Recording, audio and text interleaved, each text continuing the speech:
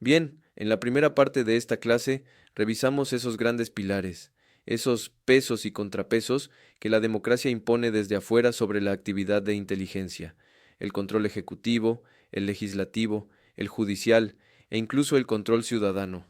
Vimos cómo el poder político fija el rumbo con el Plan Nacional de Inteligencia, cómo la Asamblea vigila el presupuesto y las leyes, y cómo el poder judicial debe ser esa barrera infranqueable para proteger los derechos. Todo eso es el andamiaje externo.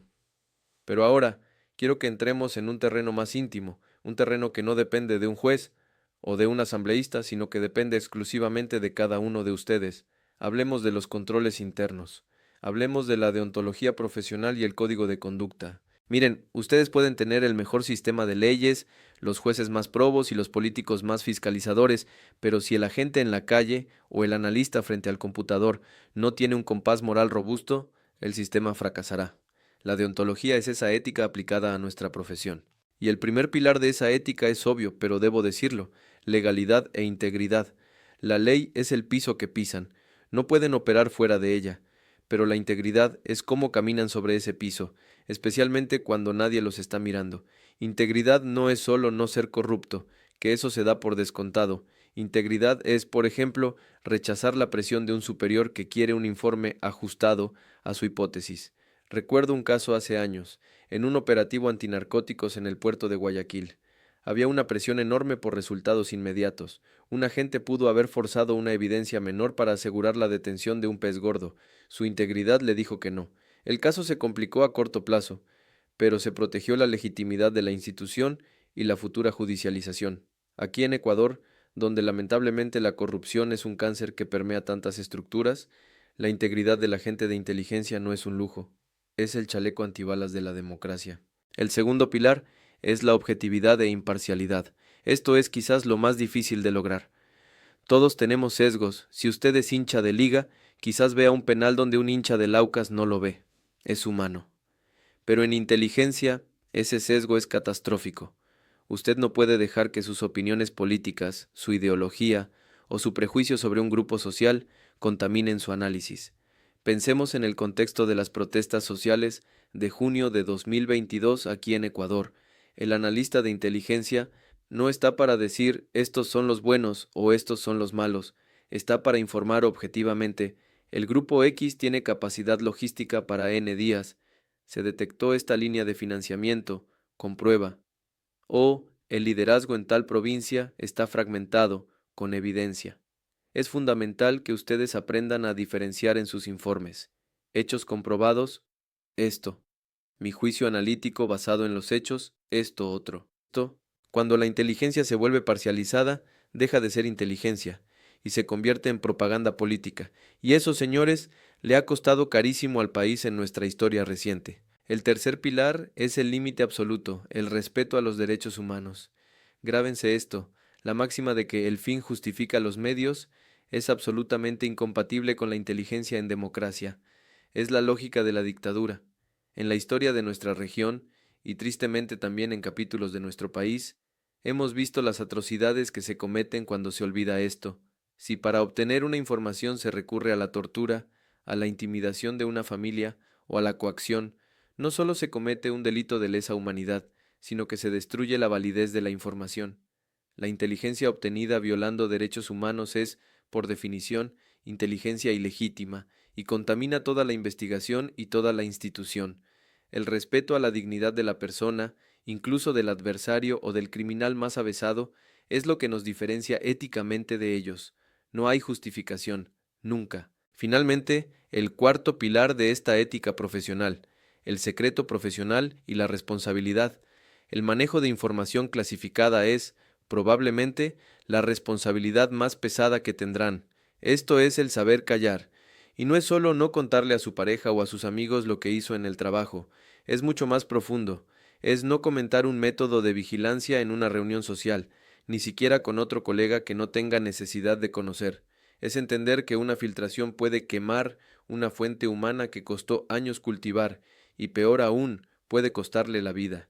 Hemos visto en Ecuador casos recientes donde información reservada, a veces de operaciones contra el crimen organizado en zonas críticas como Esmeraldas o Los Ríos, Aparece en portales digitales o en redes sociales, a veces por corrupción, pero muchas otras por simple irresponsabilidad, por querer jactarse. Si usted, como agente, maneja una fuente en una organización terrorista y por un descuido suyo esa fuente es expuesta, usted es directamente responsable de lo que le ocurra a esa persona y a su familia.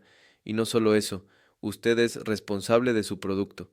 Si usted elabora un informe de inteligencia deficiente o sesgado que lleva a una mala decisión del poder político, usted no puede decir yo solo analicé. Usted es responsable de la calidad, la objetividad y la oportunidad de ese producto. Es una responsabilidad personal e intransferible. Como ven, si los controles externos, legislativo, judicial, son el hardware del sistema democrático, la deontología, este código de conducta, es el software ético que debe correr en la conciencia de cada uno de ustedes.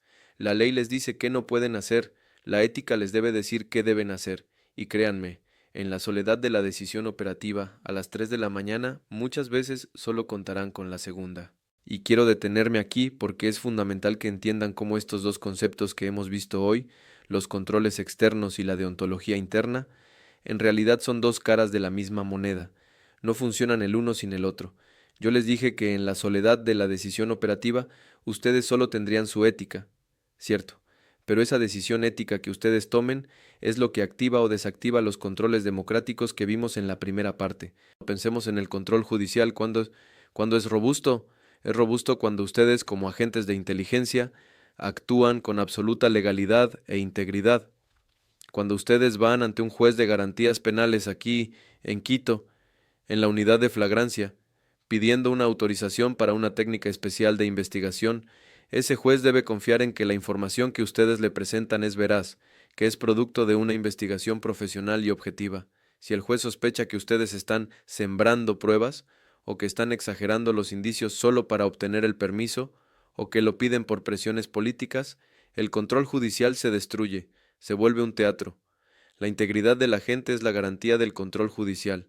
En el momento en que ustedes, por falta de ética, engañan a un juez, ustedes han dinamitado el pilar más importante de protección de derechos. Pasa lo mismo con el control legislativo.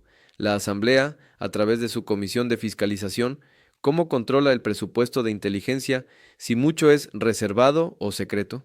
Bueno, confían en la integridad y la responsabilidad de los directores que reportan, pero aquí la deontología se pone a prueba. El director debe equilibrar el secreto profesional, no puede revelar la identidad de una fuente humana que investiga el lavado de activos en un banco, por ejemplo, con la responsabilidad de rendir cuentas sobre cómo se usaron esos fondos.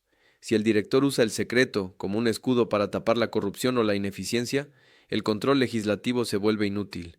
Los asambleístas, sintiendo esa opacidad, cortarán el presupuesto o generarán leyes más restrictivas, afectando al final la seguridad nacional. Ven, la ética del funcionario permite o impide el control del Parlamento. ¿Y qué me dicen del control ejecutivo? El presidente, el ministro de Defensa, el ministro del Interior, ellos establecen el Plan Nacional de Inteligencia. Ellos necesitan información para tomar decisiones críticas, decisiones sobre si militarizar un puerto, si declarar un estado de excepción en una provincia, o qué estrategia usar contra los GDO, grupos de delincuencia organizada, que están causando terror. ¿En qué basan esa decisión? En los informes de inteligencia que ustedes producen. Aquí es donde su objetividad e imparcialidad son vitales. Si ustedes, por quedar bien con el gobierno de turno, o por sus propios sesgos ideológicos, empiezan a maquillar la realidad, si reportan que la violencia está bajando en Durán cuando en realidad está subiendo, solo para no dar malas noticias, el presidente tomará decisiones sobre una mentira, estará ciego. Un analista de inteligencia no objetivo o deshonesto es el peor enemigo del poder ejecutivo, porque lo induce al error estratégico.